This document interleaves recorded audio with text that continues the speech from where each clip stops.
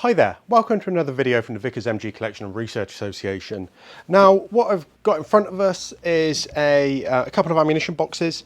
I'm doing something I try not to do normally, which is to provide measurements for somebody. We really only want to do that where somebody is either a patron through Patreon, or possibly has given us a donation, because this bit takes a bit of time. And I'm quite happy to provide help and stuff and information if it's on the website. Obviously, it's there all the time. Or if I can do it from the comfort of my computer without having to come up into the shed. Now, the moment somebody asks for measurements, normally I'll respond and say, actually, could you please perhaps donate or support us in some way? So perhaps join Patreon is a really good opportunity. But on this occasion, I thought, no, I will. I'm sat up here. I'll do it for them. And what they're doing is they're looking at the ammunition boxes that would have been in a light tank. So the Mark 6 light tank. And what we've got is the 303 ammunition box. So taking the normal 303, so the Mark 6 or the Mark 7 Vickers, and then the 0.5 inch ammunition box, which would have been used for the Mark 5 Vickers. So that's, they sit alongside each other in the turret there, and this is the two ammunition boxes. They're painted white, they're stenciled up. This is an Australian example, actually.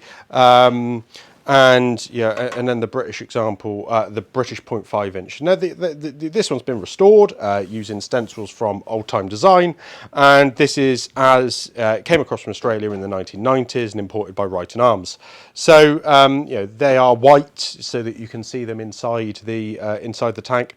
But like I say, let me just if you want the measurements, then you can see the difference in the two at the top here. And what we've got is the Mark, the number 10 ammunition box there is from rib to rib is 10 centimeters or 4 inches probably. The top piece there is 9 centimeters, 3.5 inches.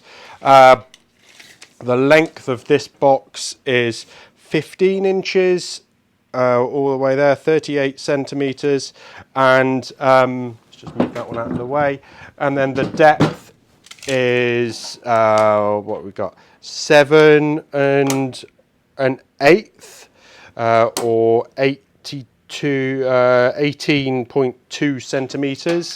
One of the reasons I thought I'd film this is because people were the follow-up questions of, well, actually, could you just look at this?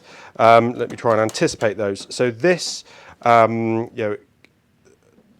a corner is taken off at 3 1/4. Is that 3 1/4 inches in from the length, and it is goes down to 2.5 inches deep. So 3 1/4 inches in, 2.5 down, and you just take that corner off there. The overall depth, I can't remember whether I did that or not. 7 1/4. So how does that compare to the number 2 belt box for the 0.5 inch gun? We've got the depth, so the overall width of the box is 5 5/5. Let's go with that. 5 5/8 or 14.4 centimeters. Length is, I think, the same. A slightly bigger hinge on the back, actually. So let's say it's 15 inches overall, or no, a bit more than that. 15 1/4 overall. And this part here is 12 inches overall. So we've got a 3 inch. That corresponds about the same. About 3 inch, 3 1/4 inch to the hinge.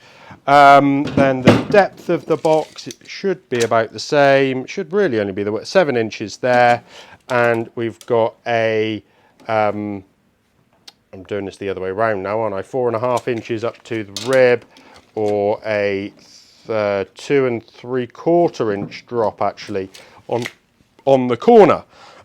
So hopefully that helps those of you that might be making models, but largely you can see they are broadly the same dimensions front to back. The 0.5 inch Vickers one is slightly longer. It's got a slightly deeper hinge covering on the back there. That might just be this model. Can we move it back?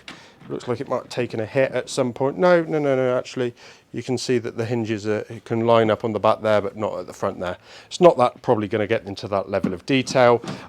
If you want to have a look inside, then this one's a bit rusty inside. I've got a nicer example. There's a bit of overspray there as well from a restoration we did.